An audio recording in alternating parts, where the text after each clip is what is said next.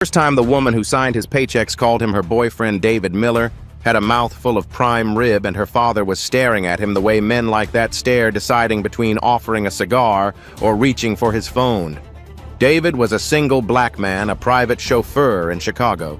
He understood Claire Bennett's world and its rules. He never expected one sentence to drag him from behind the steering wheel into the center of it. What would you do if the woman who paid your salary suddenly called you the man she loved? David Miller had a rule about the rearview mirror. He used it to watch the road behind him, not the woman sitting in the back seat. 8 months into this job, that rule had become less about professionalism and more about survival. Because Claire Bennett was the kind of person you noticed whether you intended to or not. Not in the way magazines described her all-sharp suits and shareholder meetings, but in the quieter ways. The way she pressed 2 fingers against her temple when she thought no one was watching. The way she'd stare out the window at the Chicago skyline like she was trying to find something in it she kept losing. He'd taken the job because it paid well and asked little of him. After the aerospace company folded, not because of anything he'd done wrong, but because defense contracts evaporated overnight, and his name was 3 lines from the bottom of a very long list, David had needed something that didn't require him to care too much. Driving gave him that. 8 hours behind the wheel, a city scrolling past the glass, and enough silence to think without anyone expecting him to produce anything from it. What he hadn't expected was that the silence would become something he shared. It started small. Late nights when Claire would finish a board meeting past 11 and climb into the back of the car without a word, and David would reach over and turn the radio down without being asked. Not off just low enough that the city sounds could fill the space instead. She never told him to do that. He never explained why he did it. It just became the way things were. Then came the conversations that weren't really conversations, more like thoughts spoken out loud to someone who happened to be there. Claire talking about a decision she had to make by morning. David saying something short and practical in return. Neither of them pretending it was more than it was. He knew she drank unsweetened tea when she couldn't sleep after the big meetings. She'd mentioned it once offhand, and he'd filed it away with the same precision he used to file torque specifications and load-bearing calculations back when that was his life. He knew she shivered getting into the car on winter mornings, so he'd started turning the seat heater on 3 minutes before she arrived. Not because the job required it, because he noticed, and noticing felt like the least he could do. Neither of them ever mentioned any of this.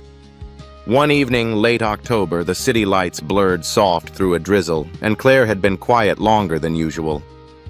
Then, without turning from the window, she said, "Do you ever wonder if you're running toward what you want, or running away from what someone else already decided for you?" David kept his eyes on the road. He thought about the question the way he thought about structural problems, turning it over, looking for the load-bearing part. "Both sometimes," he said.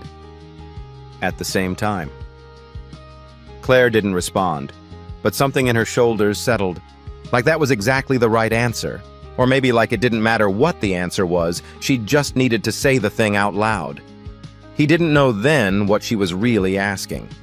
He would understand it later. The Thursday it changed was raining hard enough that the wipers couldn't keep up.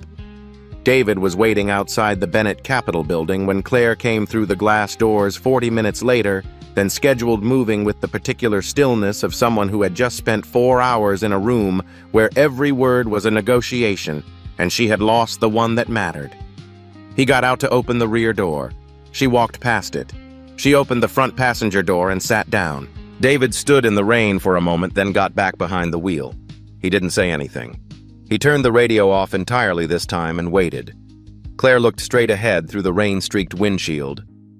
"I need to ask you something that isn't in your contract." "All right." She turned slightly toward him, not fully, as if maintaining some angle of retreat. "There's a family dinner this Saturday at my parents' house. Ryan Ashford is going to be there." She said the name the way people say the name of a headache that keeps coming back. "My parents have decided he's the solution to several problems at once. They've been making that very clear. David knew who Ryan Ashford was, the way anyone who drove Claire Bennett for 8 months would know from overheard phone calls, from the way Claire's voice flattened when his name came up, from the particular brand of tension that filled the car on the nights she'd come from events where he'd been present. "I need someone to come with me," Claire said. "As my partner. Someone who isn't going to turn this into a story afterward or use it for anything. Someone I can trust to just be there." "Why me?" David asked. She answered without hesitation. "Because you're the only person I know who I'm certain won't tell anyone about this." It was a specific answer. Too specific for a simple favor. Not a compliment about his character, a statement about necessity. About something that couldn't afford to become public. He filed that away too, next to the unsweetened tea and the seat heater in the part of his mind that cataloged things he didn't yet have context for. He looked at the rain on the windshield. He thought about the line he'd spent 8 months making sure stayed where it was, the one that kept his job a job and not something more complicated.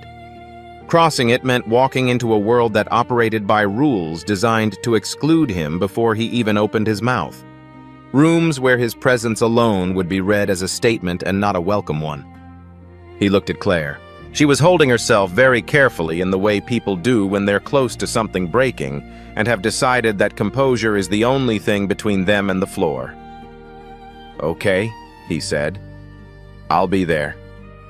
Saturday evening, they sat parked outside the Bennett estate for 2 minutes without either of them moving.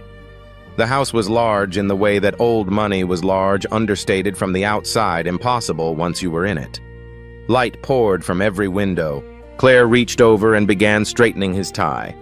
Her fingers moved efficiently at first, adjusting the knot, smoothing the fabric against his collar. Then they stopped, not because she'd finished, but because something shifted in the inch of space between them. She was close enough that he could see the slight crease at the corner of her eye. The one that appeared when she was concentrating on something she wasn't sure about. Her fingers stayed on the lapel of his jacket for a moment that was 1 second longer than the task required. She pulled back and looked at the house. "They're going to look at you," she said. "Right away before you say anything." "I know. And Ryan is going to try to make you feel like you're in the wrong room." "I've been in rooms where people wanted me to feel that way before," David said. "I'm still here." Claire turned to look at him properly then. Something moved through her expression, not pity and not relief exactly. Something closer to recognition. She opened the car door and stepped out into the evening. As she did, the car key slipped from the center console and she picked it up automatically, turning it once in her fingers before setting it back down with a small, deliberate care, the way a person handles something they're not quite ready to give back. David noticed. He didn't say anything about it. He followed her inside.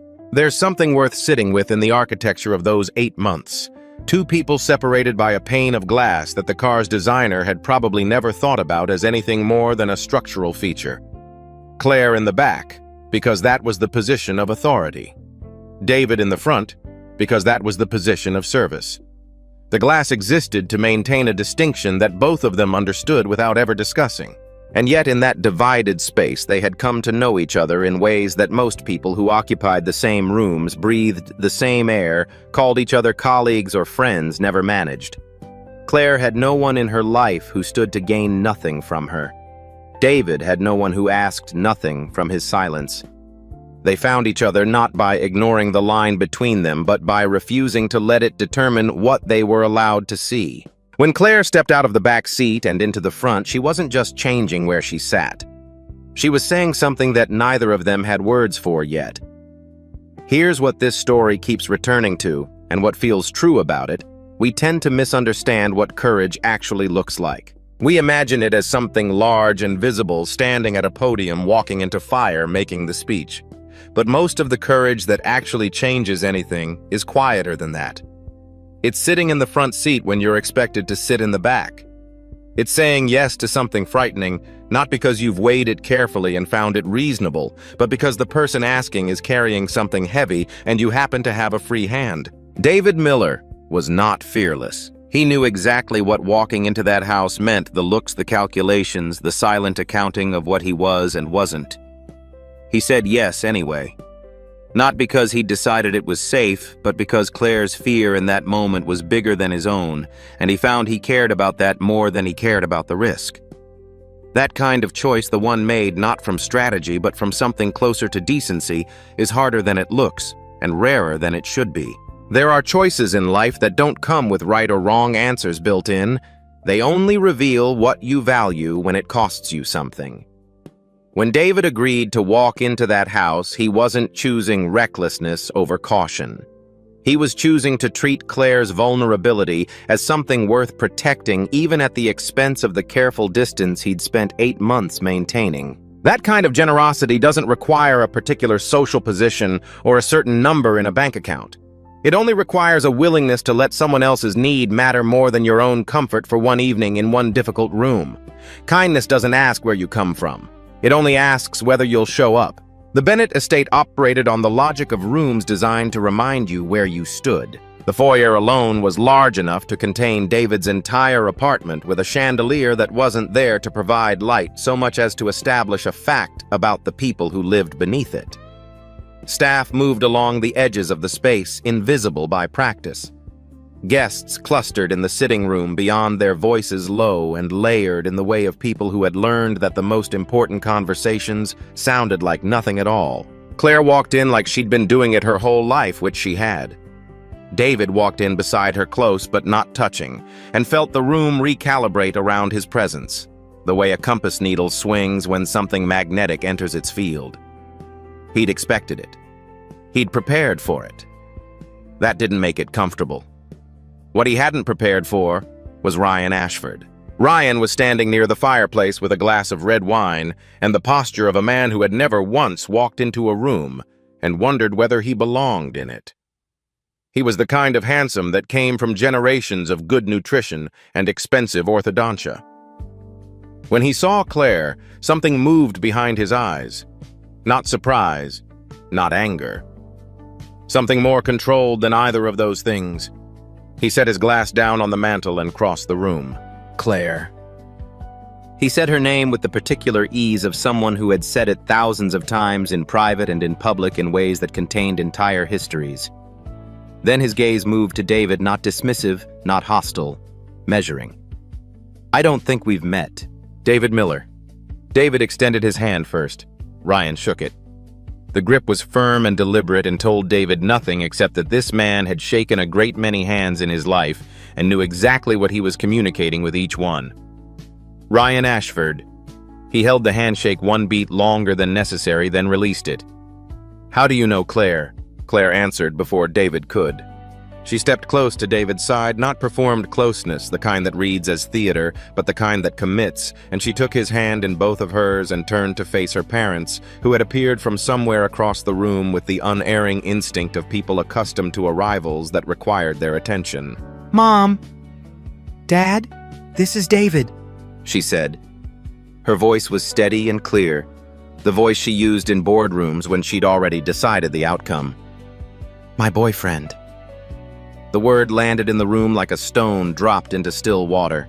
Margaret Bennett. Claire's mother, a woman whose elegance was the architectural kind built and maintained over decades, went very still. Her husband Gerald looked at David with the expression of a man running a rapid and private assessment. The guests near enough to overhear developed a sudden intense interest in their drinks. Ryan's expression didn't change at all. That was the part that stayed with David. Not the parents' reaction, not the social temperature dropping in the room, but the fact that Ryan Ashford absorbed the information without any visible disturbance whatsoever. He picked up his wine glass and took a small sip, and continued to look at David with that same careful, unhurried attention. It was the look of someone who had already accounted for this possibility. David tightened his hand slightly around Claire's. He turned to Gerald Bennett with the measured confidence of a man who had spent years in rooms where the people around him were deciding what he was worth, and had learned that his job in those moments was simply to be more certain of his value than they were of their doubts. It's a pleasure to meet you both, he said. The dinner itself was the kind of performance that wealthy families staged when they wanted to appear as though they weren't staging anything. The table was set for 12. Crystal caught the candlelight.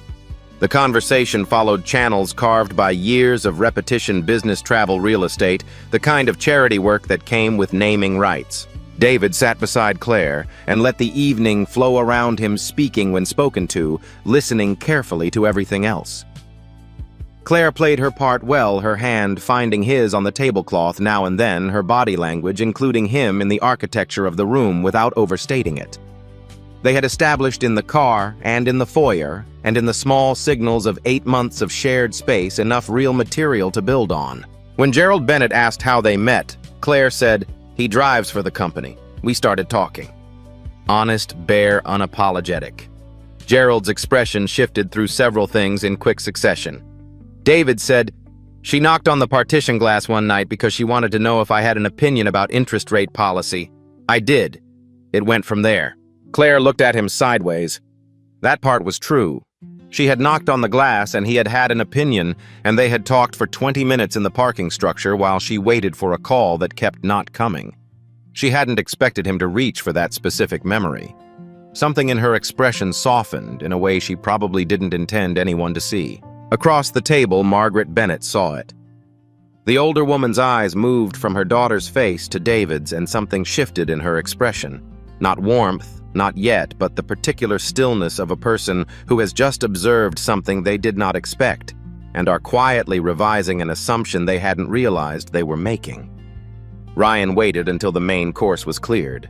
He'd been patient in the way that expensive, well-trained patience looks, participating in other conversations, asking questions that showed he'd listened to the answers, never once appearing to be waiting.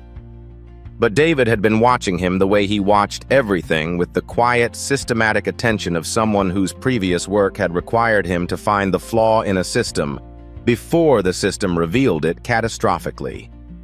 Ryan was waiting, and he chose his moment with precision.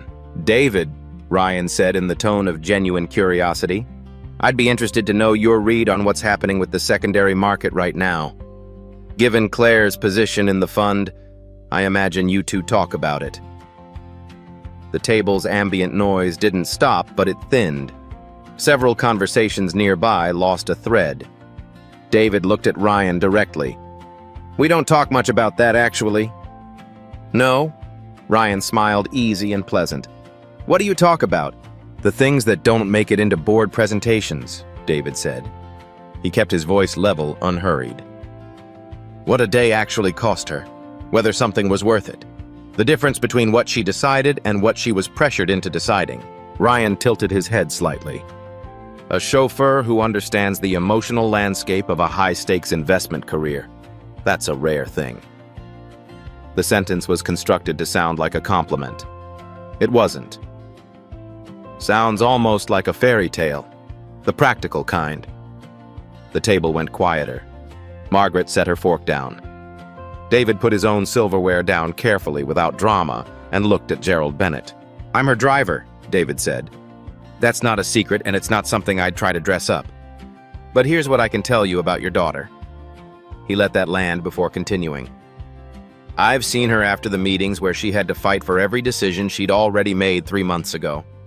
I've seen her work through a problem at 11 at night that she wasn't going to get credit for solving.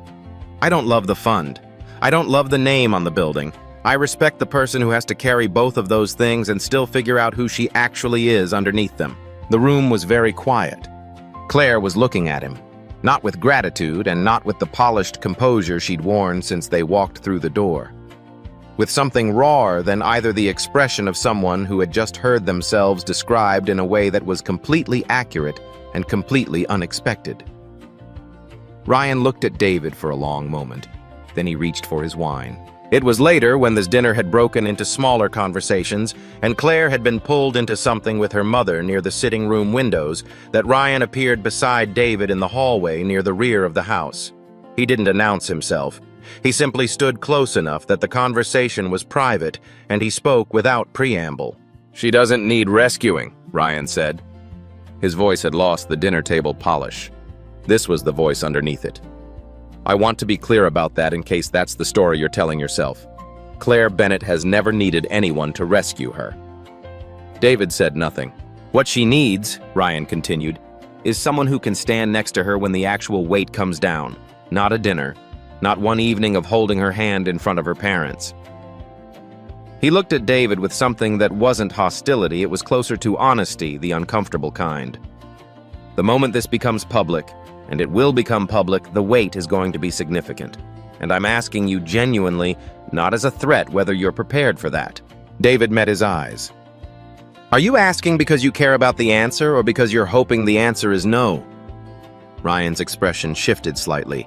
Not a smile, not quite. Maybe both, he said.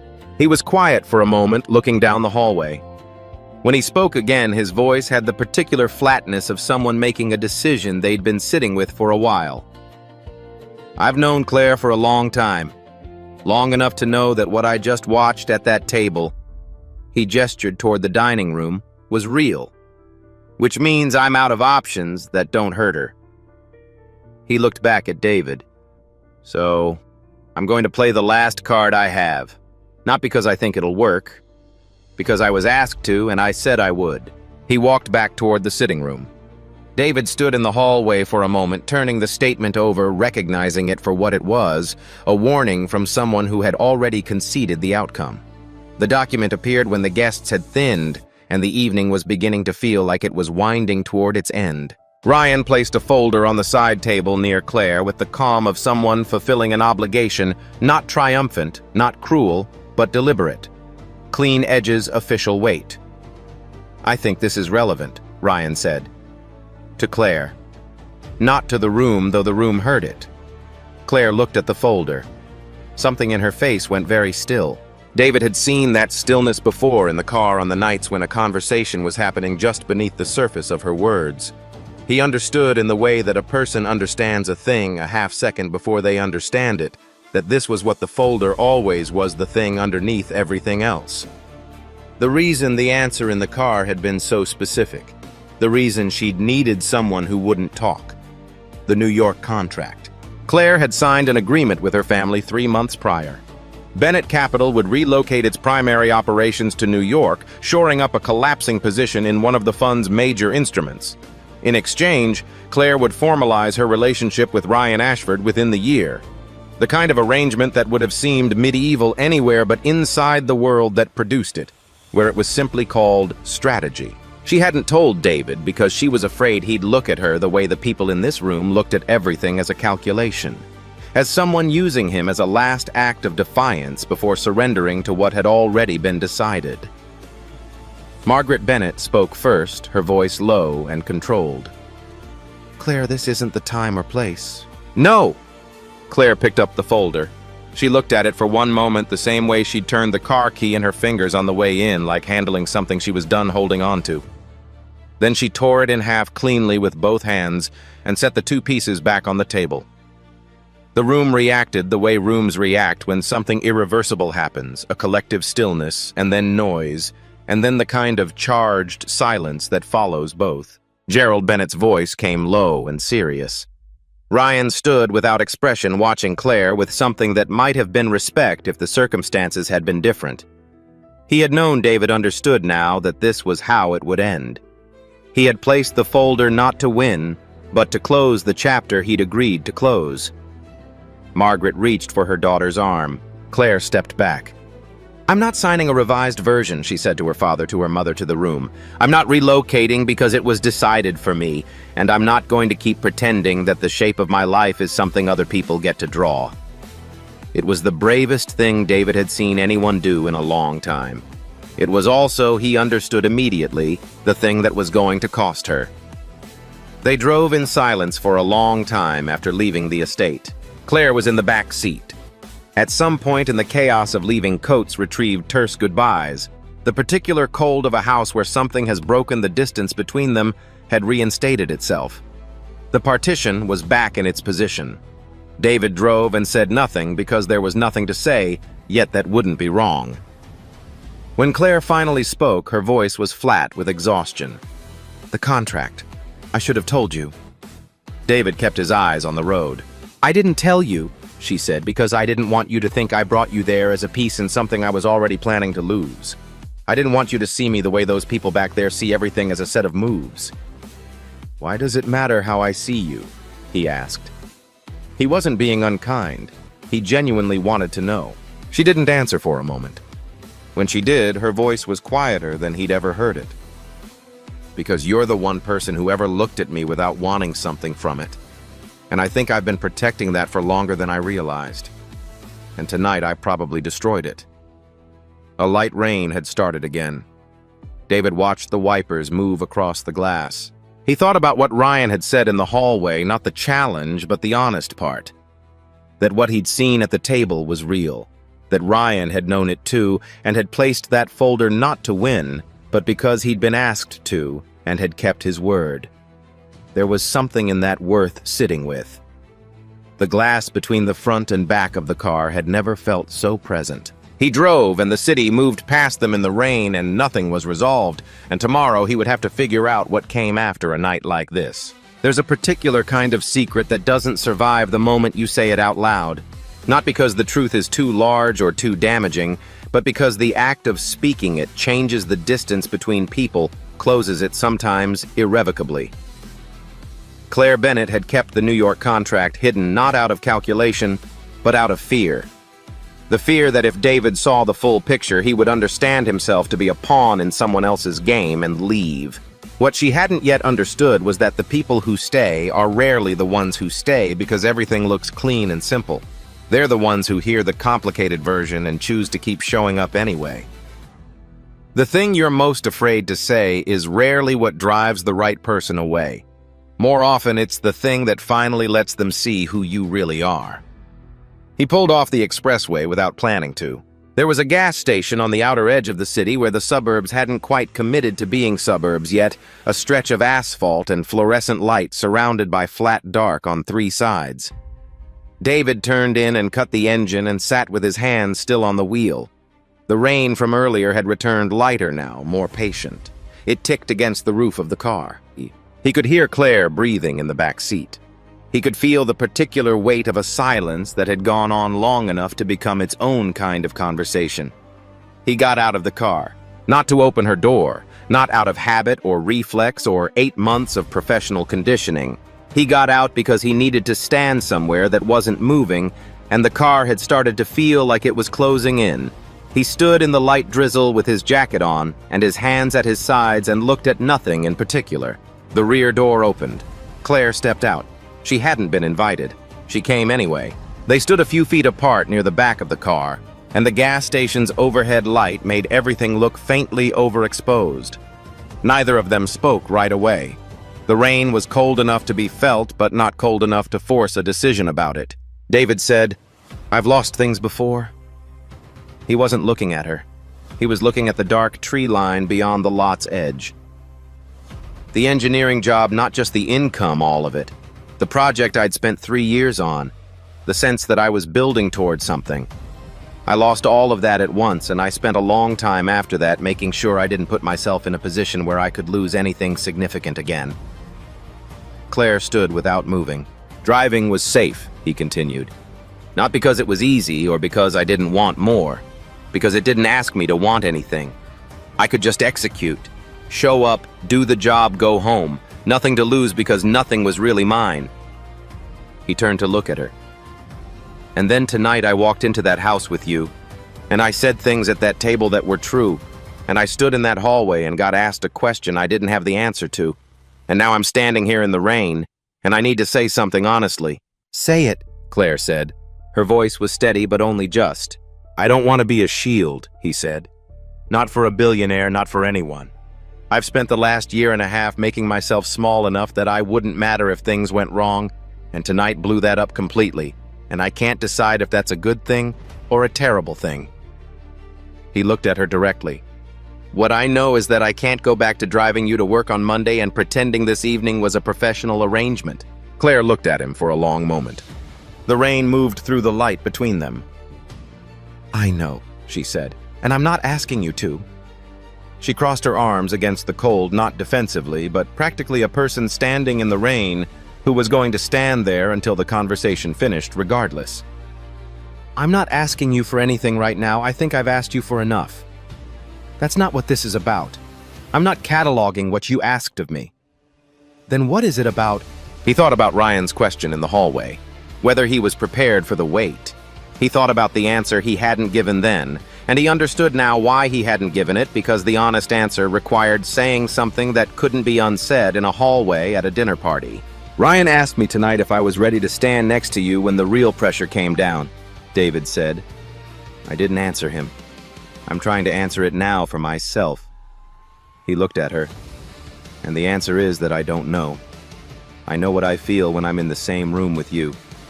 I know the difference between how I show up for this job and how I showed up tonight. But feeling something and being actually ready for what comes after it are two different things, and I'm not going to tell you what you want to hear just because it would be easier. Claire looked at him for a long time. The rain was steady and quiet around them. "That's the most honest thing anyone has said to me in years," she finally said. "Everyone in my life tells me what the situation requires. Nobody just says they don't know." He didn't say anything. "I don't know either," she said. "I tore up that contract tonight, and I have no idea what Monday looks like, or next month, or what my mother is going to say when she calls tomorrow morning. I have no plan. I have never in my adult life had no plan." Something moved through her expression, not quite a smile, not quite the opposite. "It's terrifying. And it's also the first time in 3 years that I feel like I'm standing in my own life." The rain came down around them unhurried. David raised his hand and very lightly, very carefully, tucked a strand of wet hair back from her face, the kind of gesture that has no professional explanation, no version of itself that belongs to the relationship they had maintained for 8 months. She looked up at him. The kiss was not dramatic. It was not the kind that gets scored with swelling music or framed against a meaningful backdrop. It was the kind that happens when two people have run out of reasons not to, and the running out feels less like surrender than like finally telling the truth. Brief, certain, and without any of the theater that the evening had otherwise required of both of them. When they separated, Claire looked at him with an expression he hadn't seen on her before, something open in it, something that hadn't been armored. "So," she said, "what do we do now?" "I think," David said, "we get back in the car, and then we figure out the rest." They got back in the car. This time, Claire sat in the front. He submitted his resignation on Tuesday. Not in anger, not in the flush of the previous Saturday's emotion, but after 2 days of sitting with the question seriously. The Bennett family's driver position was a good job.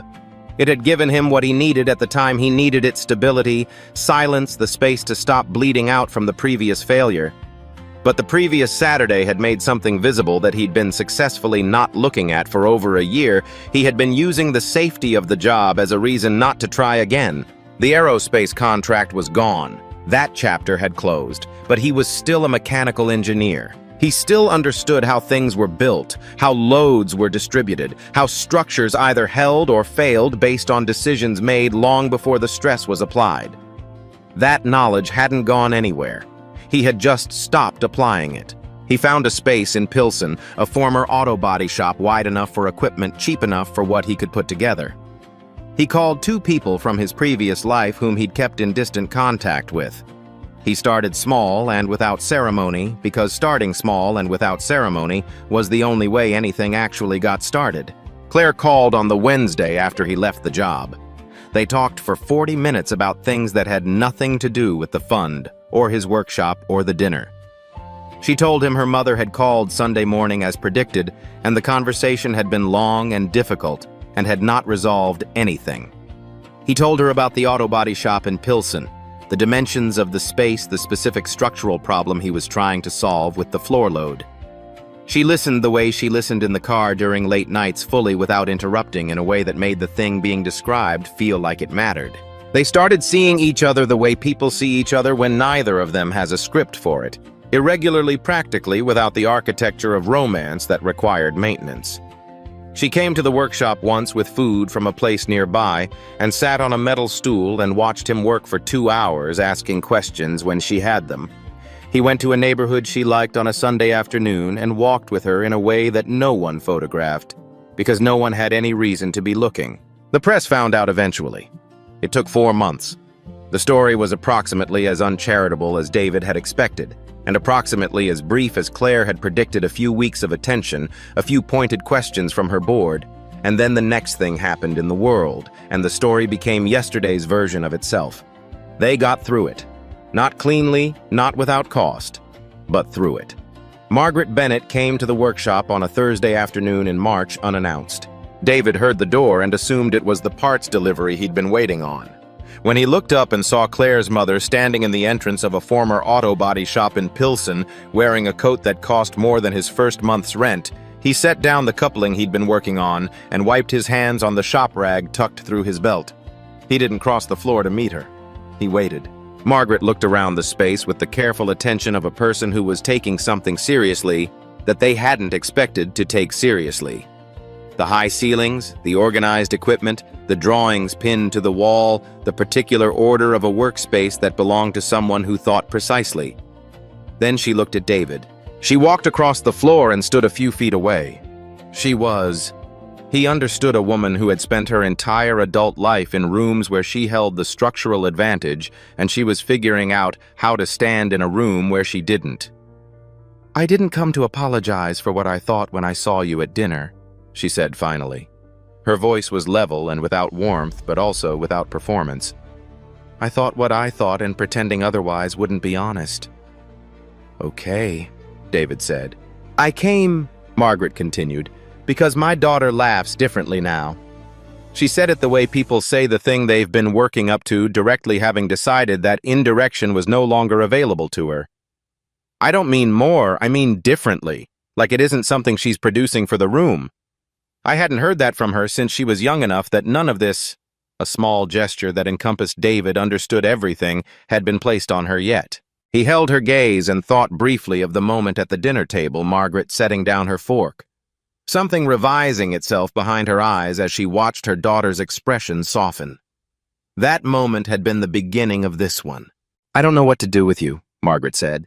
It wasn't hostile. It was honest in the way that people are honest when they've given up on the more comfortable version. "I don't know how to fit you into the picture I had, and I'm aware that's my problem and not yours." She looked at him steadily. "But I wanted to see the face of the person who did that for her. That's why I came." David looked at her for a moment. Then he said, "She did that herself. I just stopped being one more person, expecting her to be something specific." Margaret was quiet for a moment. "That," she said, "may be the most valuable thing anyone has offered her in a very long time." She left without resolving anything. There was no reconciliation scene, no embrace, no declared turning point. But she had come. And she had said the true thing instead of the managed thing. For a woman who had spent decades in the managed version, David understood that this was significant, the beginning of something, not the conclusion of it. Here is what the story of David Miller and Claire Bennett is really about underneath the obvious story. Two people who had each, in different ways, stopped believing their next chapter was allowed to look like what they actually wanted. David had failed at something he'd built carefully and lost through no fault of his own, and the lesson he'd taken from it, the wrong lesson. The one that loss teaches when you're not careful was that wanting things too specifically made you vulnerable to losing them. So he'd scaled down, made himself useful in a way that didn't require him to stake anything. Claire had succeeded at everything she'd been handed and found upon inspection that none of it had been chosen. She was the most capable person in every room she entered, and had spent years wondering if that capability was hers, or simply the product of the infrastructure around her. She'd signed a contract she didn't want because she didn't yet trust that refusing it was something she was permitted to do. What they found in each other wasn't rescue. It was recognition. The particular kind that happens when someone sees you in the process of becoming who you actually are, not who you've been performing, not who you were before. Something went wrong and decides that version is worth showing up for. Success for David stopped meaning stability that couldn't be taken from him. It started meaning work that was his, built from the part of himself he'd written off as inaccessible. For Claire, it stopped meaning approval from a world that had already decided what she was worth. It started meaning decisions she could stand behind when no one was watching. The place they met was not wealth or its absence.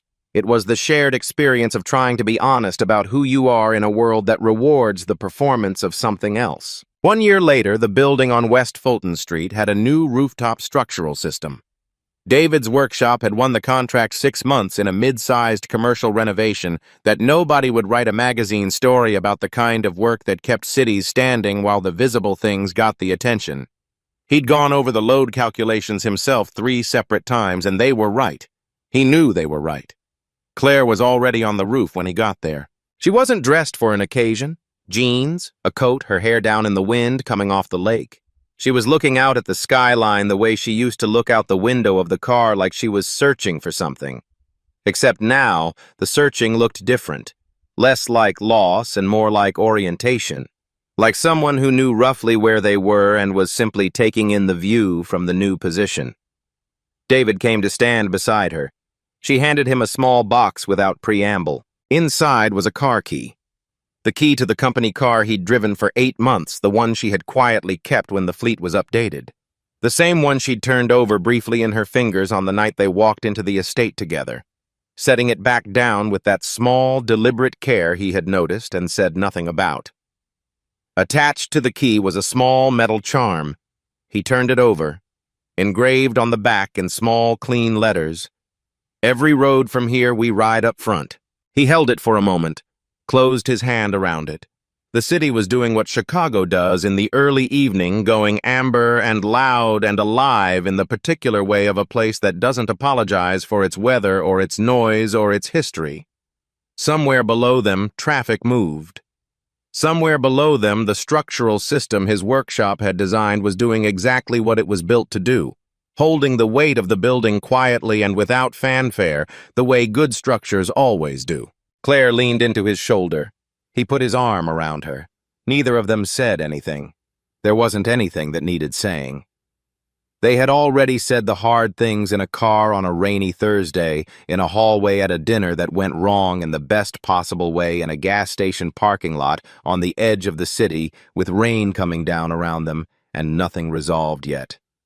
This was what came after the hard things. This was the part that didn't require a speech. The most complete kind of happiness doesn't arrive as a reward for suffering through difficulty. It arrives as a recognition the moment you realize that the person beside you has seen the version of you that wasn't performing, wasn't managing, wasn't trying to be what the room required, and they showed up anyway. What David and Claire found wasn't a fairy tale. It was something more durable than that, a choice made repeatedly by 2 people who understood that the distance between them was real and chose to cross it anyway. Not because crossing it was easy, because the alternative, which was staying on the correct side of every line that had been drawn for them, had stopped being a life either of them recognized as their own. Status is real. The weight of other people's expectations is real. The fear of being seen and found lacking is one of the most universal things a person can feel, but none of those things are the final word on what you're allowed to want or who you're allowed to become. The only architecture that lasts is the one built on what is actually true about who you are, what you value, and who you choose to stand beside when the room stops watching. If you were in David's shoes, would you step into that world for someone who saw you clearly? Have you ever had to fight against what someone else decided your life should look like for the sake of something that felt more real? Tell us in the comments. If this story stayed with you, leave a like, subscribe, and we'll see you in the next one.